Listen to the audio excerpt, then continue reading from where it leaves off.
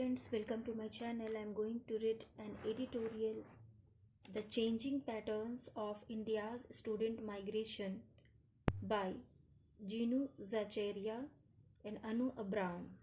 India's latest wave of student migration marks a decisive shift that is no longer confined to elite universities or programs that are fully funded.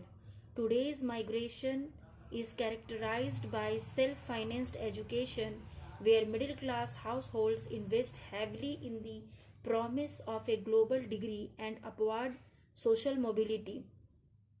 In Ministry of External Affairs data, more than 13.2 lakh Indian students were enrolled in over 70 countries by 2023, which rose to 13.35 lakh in 2024 and projected to reach 13.8 lakh in 2025.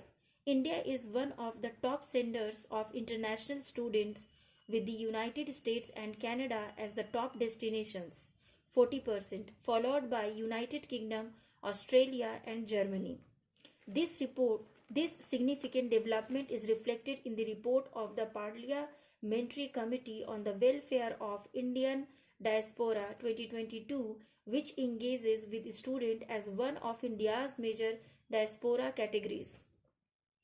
The true picture. While all this is seen by some as a democratization of foreign education, with doors opening to students from different socio-economic classes, the reality is more complex. Many of these students are channeled into lower tier institutions and vocational colleges, into courses often unrelated to their expertise and without much job prospects due to recruitment agencies that operate in a grey legal zone. The partnership between recruitment networks and less credible private colleges abroad is driven primarily by commissions and profit, reflecting the largely unregulated expansion of the foreign education industry. The outcome is widespread de-skilling and underemployment, with many graduates unable to transition into skilled work. In the UK, what were once polytechnics have become universities post 1992 that cater primarily to international students, sometimes waiving entry requirements and triggering controversy due to declining academic standards. Reports suggest that approximately only 1 in 4 Indian postgraduates in the UK secures a sponsored skilled visa. Student migration from India represents a middle-class aspiration with significant risks. Kerala, historically defined by Gulf labor migration, illustrates this transformation as the Kerala Migration Survey 2023 reports that student migration doubled in 5 years, from 1.29 lakh in 2018 to 2.5 lakh in 2023, which is 11.3% of total immigrants. Outward student remittances from Kerala are estimated at 43,378 crore, equivalent to about 20% of total inward remittances from labor migrants. Reverse remittance. Most students migrate through self-financing or education loans, often mortgaging family property with the hope of better employment and higher wages that would repay debts and enable higher living standards. However, for many, this journey ends in debt, underemployment, or forced return, a phenomenon that economists describe as reverse remittances, where Indian households subsidize foreign economies. Foreign students contribute significantly to host economies. In Canada, international students contributed about $30.9 billion to GDP in 2022, supporting over 361,000 jobs.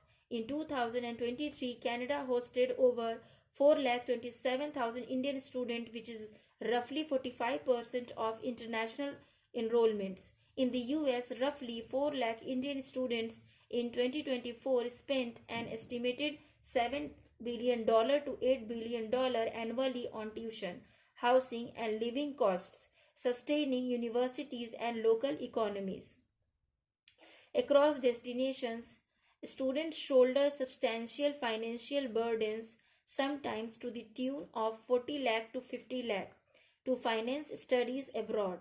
Rising rents, restricted working hours, and visa caps exacerbate financial and mental strains.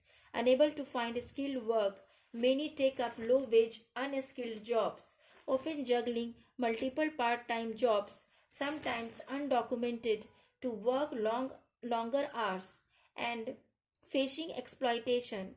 Restrictive visa rules, limited post study employment options, and a lack of placement support from low ranked colleges exacerbate this downward mobility. For instance, until 2024, the UK allowed students to convert student visa into care visas, offering a survival route in a tight job market, but this pathway has since become impossible due to new restrictions.